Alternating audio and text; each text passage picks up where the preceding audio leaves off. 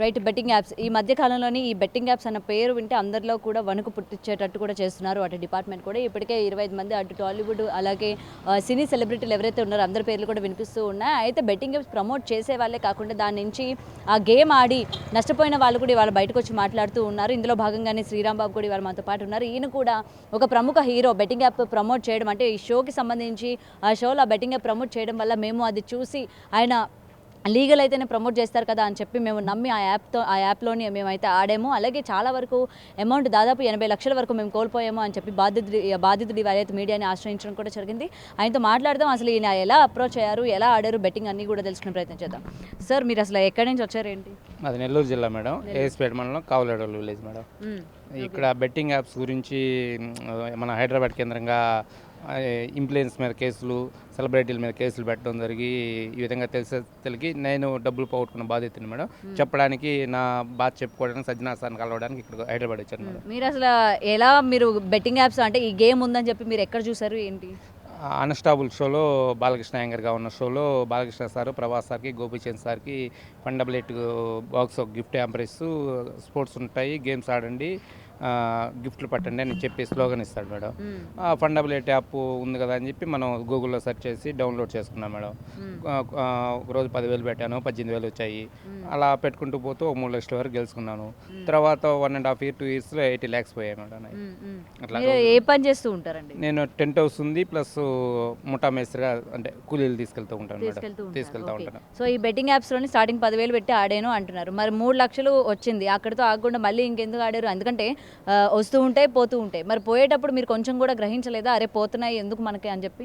గ్రహించాను మేడం, పోతున్నాయని గ్రహిస్తే ఆ రోజు మనం ఆటోలో టాలెంట్ లేకుండా పోయింది వల్ల 40 రోజులు వరుసగా, 30 రోజుల నుంచి 40 రోజులు వరుసగా వచ్చాయి. తర్వాత పోతుంటే సరే ఇవాళ మనం సరిగా ఆడలేదేమో, సరే రేపు ఆడితే ఒకరోజు జాగ్రత్తగా ఆడితే వస్తాయి కదా అనే ఆలోచనే ఉన్నది. కానీ వాళ్ళు మోసం చేస్తున్నారు ఆలోచనలు చాలా రోజులు పట్టింది.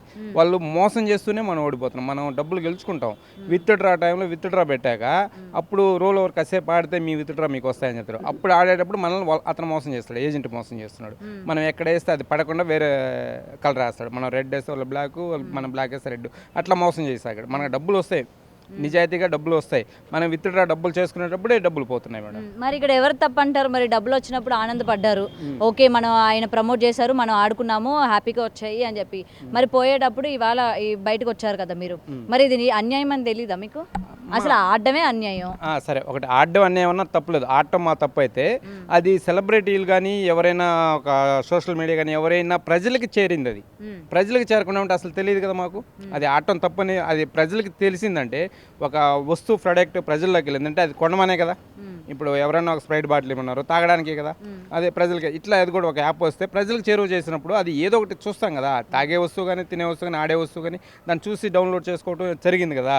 అది ప్రజలకు తెలియజేసినందు వాళ్ళ తప్ప మా తప్ప అనేది కన్నా, వాళ్ళు మా దగ్గర చేర్చకపోతే మేము ఆడాం కదా.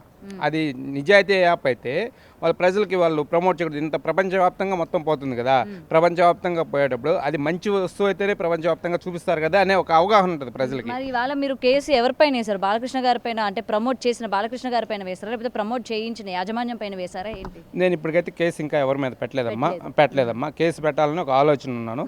ఎవరి మీద పెడతారు? నేను నాకు తెలిసి అయితే బాలకృష్ణ సార్కి, ప్రభాస్ సార్కి, గోపిచంద్ సార్కి ఈ ప్రమోట్ చేసిన విషయం ఇప్పుడు నేను చెప్పేదాకా కూడా వాళ్ళకి తెలియదని నా మనసాక్షిగా అనుకుంటున్నాను. ఆ షో యాజమాన్యం ఎవరైతే లీడ్ చేస్తుంటారో ఆ యాజమాన్యం మేనేజ్మెంట్ మీద చర్య తీసుకోవాలని కోరుకుంటున్నాను. ఓకే. సో మీరు 80 లక్షలు పోగొట్టుకున్నా అంటున్నారు కదా, ఎన్నేళ్లలోనే అంటే 2 సంవత్సరాల్లో 80 లక్షల వరకు పోగొట్టుకున్నారు. ఏం మీ ఆస్తి ఏమైనా తాకట్లు పెట్టి ఆడారా లేకపోతే ఏంటి? మా 2 years నుంచి పోగొట్టుకున్నా అంటే నాది గోల్డ్ 15 లక్షల రూపాయలు నా సొంత గోల్డ్ బ్యాంకులో పెట్టుకున్నానమ్మా. 65 లక్షల వరకు ఊళ్ళో అప్పులు చేశానమ్మా.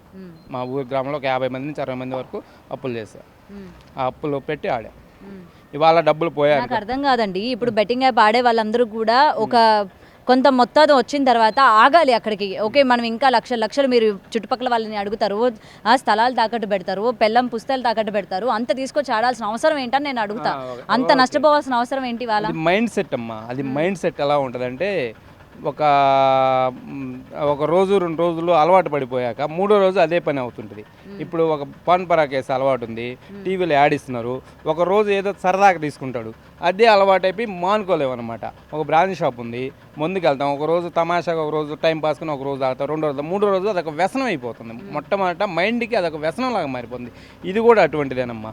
ఒకరోజు వచ్చినప్పుడు సంతోషపడుతూ ఉంటాం కదా, ఆ సంతోషం అనేది పోయిన రోజు బాధ కలిగినప్పుడు రేపు మళ్ళీ గెలుచుకోవడానికి అదొక మైండ్ సెట్ అలా మారిపోతుంది. మరి మీరు తెలంగాణ ప్రభుత్వం రియాక్ట్ అయినంత వరకు ఎందుకు సైలెంట్గా ఉన్నారు? మీరు అప్పుడు పోయినప్పుడే నేను ఇట్లా బెట్టింగ్ యాప్లు ఆడి నేను పోగొట్టుకున్నాను, ఇంకెవరు ఇలా కావద్దని మీరు ఆ రోజు కేసు ఏమైనా ఫైల్ చేశారా పోలీస్ స్టేషన్లోని? అమ్మా, నేను కొంతమంది సలహాలు అడిగానమ్మా. సలహాలు అడిగితే ఏం చెప్పారంటే, ఇది నువ్వే బెట్టింగ్ ఆడటం తప్పు, నువ్వు ఎక్కడ పోలీస్ స్టేషన్కి వెళ్ళినా నీ మీదే కేసు పెడతారు అనే అవగాహన కలిగించారు నాకు. అందువల్ల మనం ముందుకు రాలేకపోయాం. లేదంటే ఎప్పుడో నేను ప్రజలకు అదే యాప్లో చెప్పుకునేవాడిని, పోలీస్ స్టేషన్కి వెళ్ళి కంప్లైంట్ ఇచ్చేవాడిని. మొట్టమొదటి ఈ బాధితులంతా ముందుకు రాకపోవడానికి కారణం, పోలీస్ స్టేషన్కి వెళ్తే మన మీదే కేసు పెట్టి మనల్ని నానా రకాలుగా మాట్లాడుతున్న ఒక ఉద్దేశిస్తే ప్రజలు ముందుకు రావట్లేదు మొట్టమొదట. ఇప్పుడు నేనైనా ముందుకు రావడానికి కారణం, పెద్దోళ్ళ మీద కూడా కేసులు పెట్టబట్టి, సజ్జనా సార్ అతను అందరి మీద కేసులు పెట్టబట్టి నేను ముందుకు రాలి, లేకపోతే నేను ముందుకు రాలేను. ఇప్పుడు కూడా లేకపోతే నేను ముందుకు రాలేను. సో మీరు ముందుకు వచ్చారు. మరి ఇంకా ఆడుతున్నారా బెట్టింగ్ యాప్స్? లేదమ్మా, ఆడట్లేదు. మీరు ఇప్పుడు అన్నారుగా ఒక వ్యసనం అని చెప్పి, మరి ఇంత పోగొట్టుకున్నారు, మళ్ళీ వస్తుందేమో అని ఆశతో రేపు పొద్దున మళ్ళీ ఆడతారేమో? అమ్మా, ఆడట్లేదు. ఎందుకు ఆడట్లేదు? నేను ఇంట్లోని నాకు డబ్బులు ఇప్పటికి 80 లక్షలు అప్పు ఉన్నాయి కదా, ఇంక 80 లక్షలు నాకు ఊళ్ళో డబ్బులు పుట్టేటి, ఇంకంత డబ్బులు ఇస్తాను నాకు ఊళ్ళో. నా మీద అంత నమ్మకం ఉంది. కానీ నేనే తెలుసుకుని ఊళ్ళో నుంచి వచ్చేసా. ఉంటే ఇంకా డబ్బులు అప్పులు పాలవుతాను, ఇంకా ఇది ఒక వ్యసనం అవుద్దని చెప్పి నేను ఊళ్ళో నుంచే వచ్చేసా. అసలు అప్పుడు డబ్బులు లేకపోతే ఆడలేను కదా.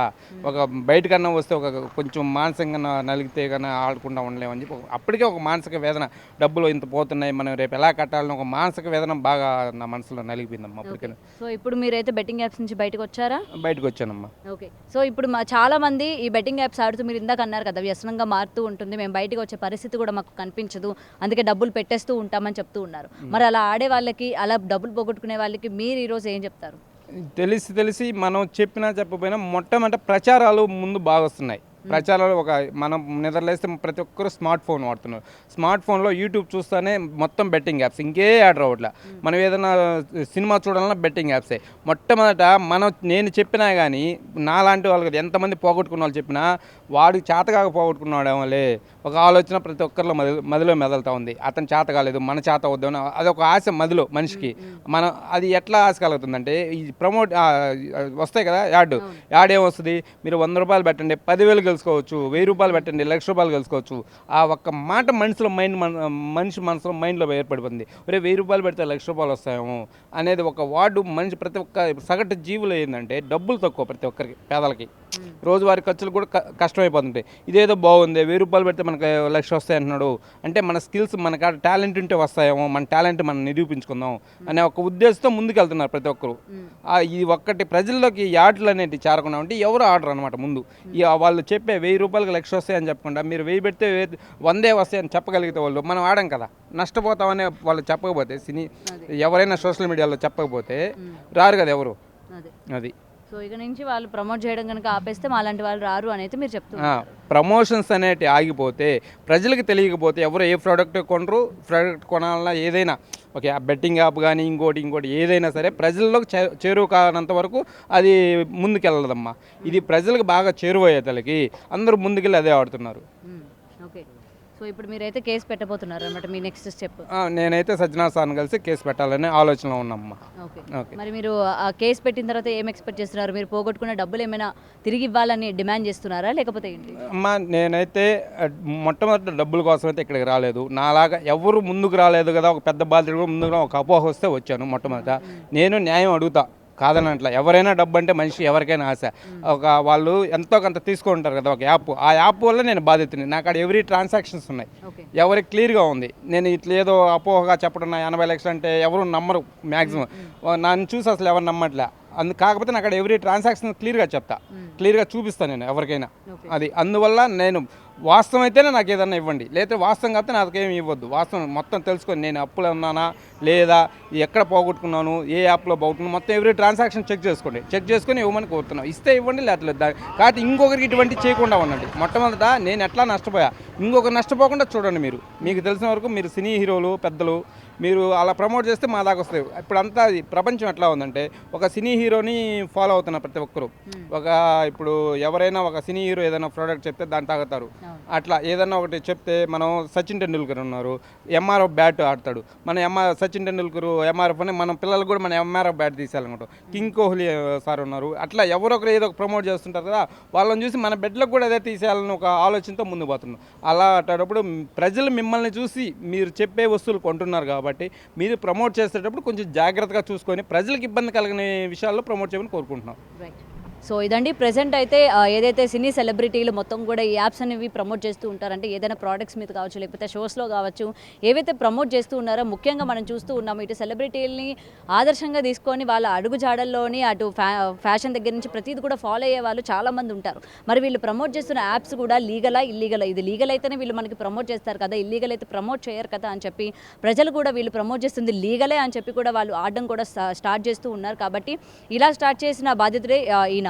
సో ప్రెజెంట్ సెలబ్రిటీస్ కూడా ప్రమోట్ చేసేటప్పుడు కొంచెం ఆచితూచి అసలు లీగలే ఇల్లీగల్ అనుకొని చూసుకొని ప్రమోట్ చేయండి అని చెప్పైతే ఈ బాధితులు విన్నపంగా చెప్తూ ఉన్నారు. అయితే ప్రెజెంట్ సజ్జనర్ గారిని కలిసి ఎవరైతే ప్రమోట్ చేయబడ్డారో ఈ యొక్క సంస్థలపైన ఆయన ఇవాళ కేసు వేయడం జరుగుతుంది అని అయితే చెప్తూ ఉన్నారు. కెమెరామెన్ గౌరవ్తో రిపోర్టింగ్, హైదరాబాద్.